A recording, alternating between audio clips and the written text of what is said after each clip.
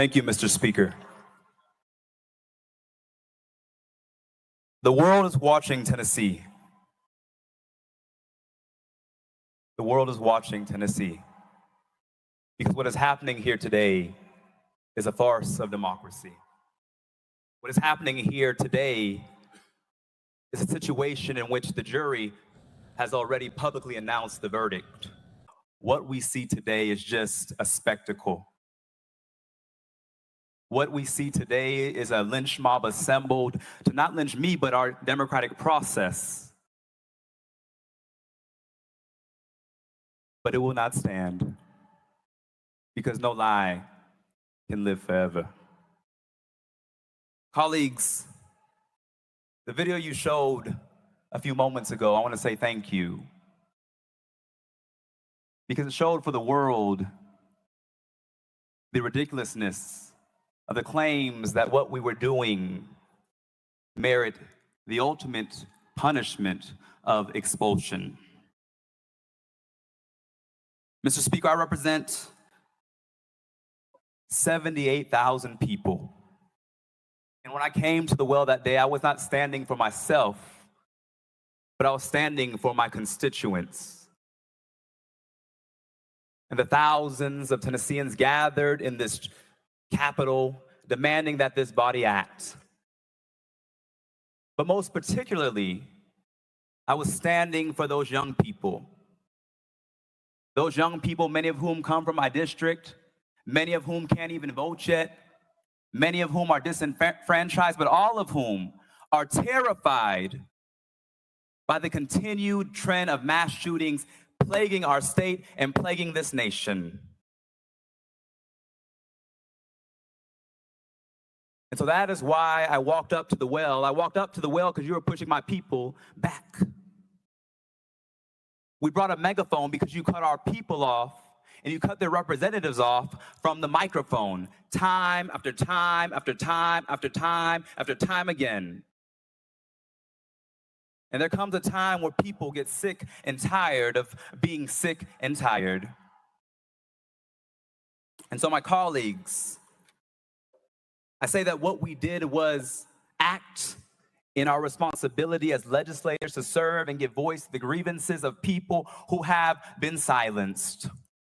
Article 2, Section 27 says that any member of the House, any member of the Senate has a right to dissent from and protest against legislation that they know to be injurious to the people. The inaction of this body when it comes to the crisis of mass shootings is injurious to the people. The obedience of this body to special interest groups like the NRA is injurious to the people. The proliferation of guns that you promote in this state is injurious to the people. And so we had no other choice but to get our dissent marked for the journals.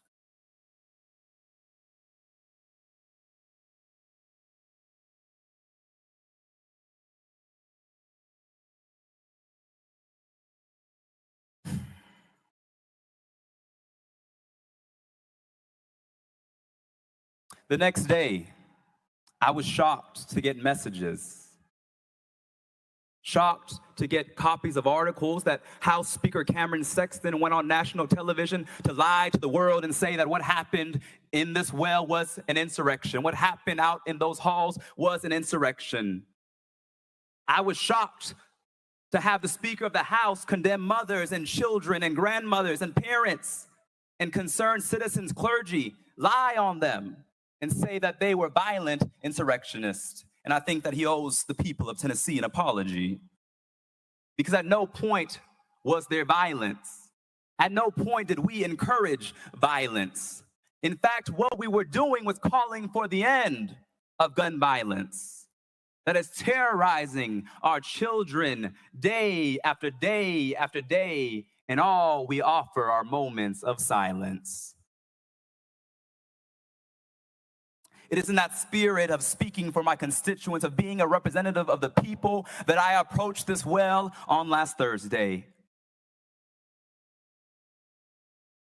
Breaking a House rule, but exercising moral obedience to my constitutional responsibility to be a voice for my people, to be a voice for the Tennesseans who you choose not to listen to because of those NRA checks that are so hefty in your campaign funds. There comes a time where people get sick and tired of being sick and tired. And so I came as a representative to this well. And so today, we are brought to here, where members are responding in the most extreme measure, not because of what we did, but because by breaking the quorum, we broke the glass of your false power for the world to see. We broke the glass of this chamber that someone called sacred. One of the members on the other side of the aisle was in tears and said, "I've never seen such a breach of this sacred chamber." And I thought to myself, that representative has obviously never read history. Because is it in this chamber, if you walk around this Capitol, you'll see bullet holes when representatives got into conflict. You'll see duels take place on this House floor, debating whether people like me should be treated like equal citizens under law. This is not a temple. This is a place where we're supposed to wrestle for our democracy and wrestle ideas and give voice to 78,000 constituents each of us represents. But for so long, this body, drunk with power, has modeled for the world what we know as nothing less than authoritarianism. And today is the climax of that behavior. That a week after a mass shooting plagued our community, the most direct action this legislative body takes, or should I say my colleagues on the other side of the aisle are taking, is to expel us for speaking about the issues of weapons of war on our streets. We called for you all to ban assault weapons, and you respond with an assault on democracy. That is why the nation is watching you today. And I say to my colleagues on the other side of the aisle that no matter what you vote, you have the votes, but you will not be victorious, because there are generations of young people who see what is going on. There are young people that as you try and beat us down, they are rising up to take back this state from the extreme forces that have sought to take away the democratic process, the deliberative process. On last Thursday, when thousands gathered here, tried to silence members from talking about the issue of gun violence because they were afraid that a conversation would remind people that there is complicity of this body in what happened at Covenant Elementary School. The truth be told, colleagues, Covenant Elementary School was not the first mass shooting in Nashville. I represent a part of Nashville. And one of my constituents, who I don't know is in this chamber, Miss Brooks, lost her son, Akila, in that mass shooting that occurred at the Waffle House in Antioch. And after that massacre, we demanded that this body act, but once again, you turned a blind eye and closed your ears and put your head in the sand and refused to listen to the voice of the people. Refused to listen to the voice of the people. And so once again, it was in that spirit of a representative for people who have time after time after time been silenced that I approached this well. And now this body who showed the video of what occurred, no violence, no death threats, but simply saying that until we have action, there will be no peace or safety in our communities. And how do my colleagues respond? They respond with the most extreme measure of expulsion, which has only taken place 3 times in this House. Only 3 times in over 200 years have there been members of the House of Representatives expelled. The first case was in 1866. 6 members were expelled for refusing to confer citizenship on formerly enslaved persons. Then in 1980, 1 member was expelled for taking a $1,000 bribe to kill a bill on committee. In 2016, 1 member who many of you served with was expelled for 22 counts of sexual harassment. And now what you're doing with this prejudged expulsion resolution is saying that our actions were on par and equivalent with those egregious, some would say criminal activities that occurred.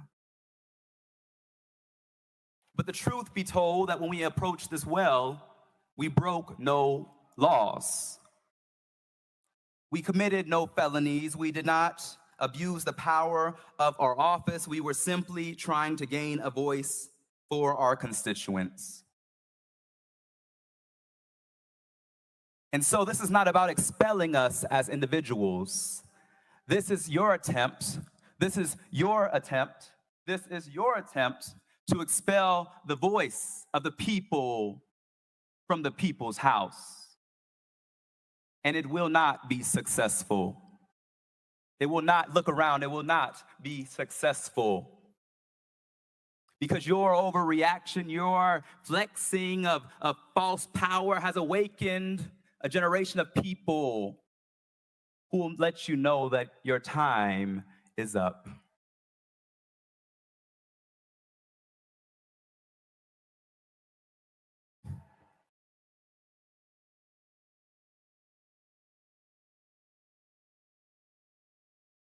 Let's talk about expulsion. For years, one of your colleagues who was an admitted child molester sat in this chamber. No expulsion. One member sits in this chamber who was found guilty of domestic violence. No expulsion.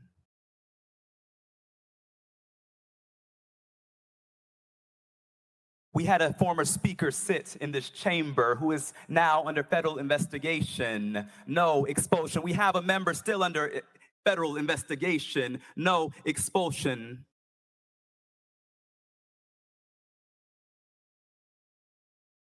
We had a member pee in another member's chair in this chamber.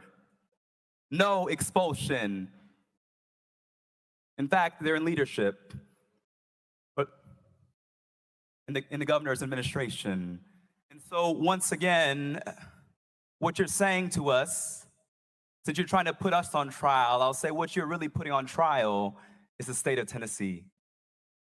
What you're really showing for the world is holding up a mirror to a state that is going back to some dark, dark roots. A state in which the Ku Klux Klan was founded is now attempting another power grab by silencing the two youngest black representatives and one of the only women, Democratic women in this body. That's what this is about. Let us be real today. Let us be real today. Colleagues, there's another part of this. This extreme measure is a violation twofold, because it also is an attempt to silence and undo the will of over 200,000 Tennesseans whom the three of us represent. Your extreme measure is an attempt to subvert the will of voters who democratically elected us as representatives to speak and to passionately fight for them.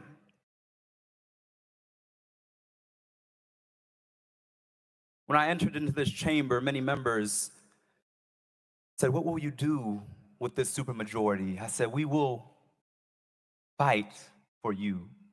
We will not bow down simply because they have numbers, because we know that we are on the right side of history and that this body is not the ultimate say.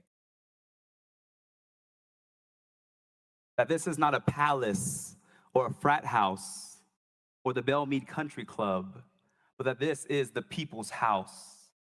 And so when we came into this well to say, "I see you, I'm with you, the people of the state, we are standing with you," we were saying, this is the people's house.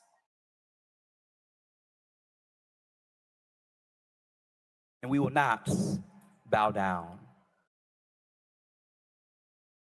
Somebody said they were shouting on the floor. They were shouting on the floor. And it reminded me of a scripture from Genesis that said, the blood cried out. The blood cried out. That's what we were saying. The scripture that says, if we are silent, the stones will shout out. That's why we were shouting. No action, no peace. No action, no peace. No action, no peace.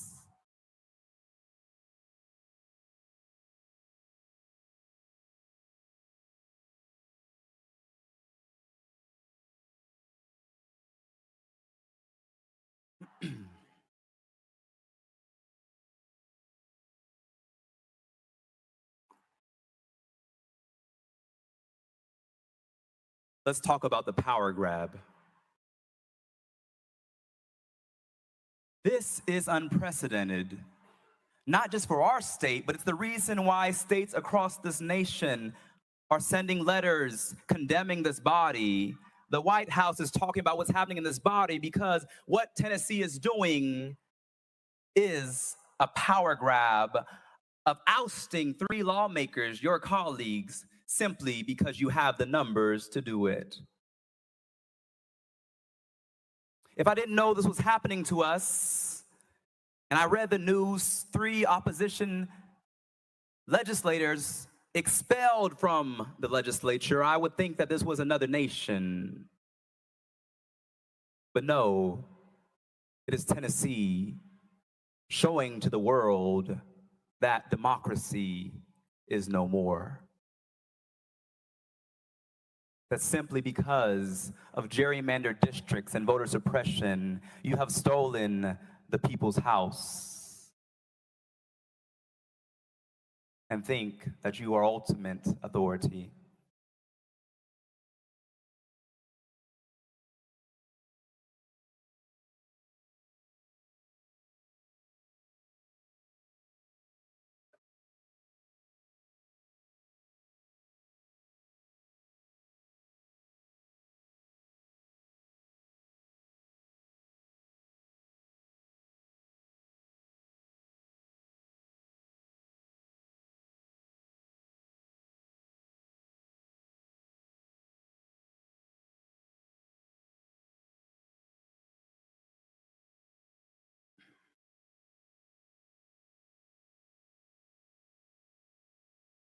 Whereas, during the House floor session on March 30th, 2023, Justin Jones of Davidson County, along with Gloria Johnson of Knox and Justin Pearson of Shelby County, did knowingly and intentionally bring disorder and dishonor to the House of Representatives through their individual and collective actions. Mr. Speaker, how can you bring dishonor to an already dishonorable House? How can you bring disorder to a House that is out of order, where the Speaker refuses to let representatives elected to speak for their people even be heard? How do you bring dishonor and disorder to a chamber that does not follow decorum, due process, constitutional rights, or the rules that they enact themselves? There is no equal application of law or rules as we see in this chamber, as we saw today. But it depends on who you know. It depends on if you have a certain letter by your name. It depends on if you have the supermajority. That does not sound like democracy to me.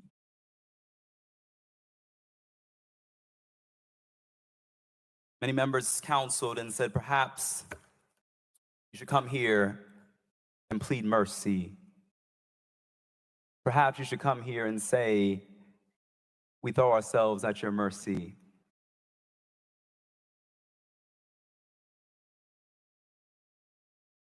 That we should be ashamed of what we did and hold our heads down low. But what we did was the only logical thing to do after a session defined by extreme silencing of representatives of this body. A session defined by multiple moments in which the attempt to even bring up gun violence was immediately out of order.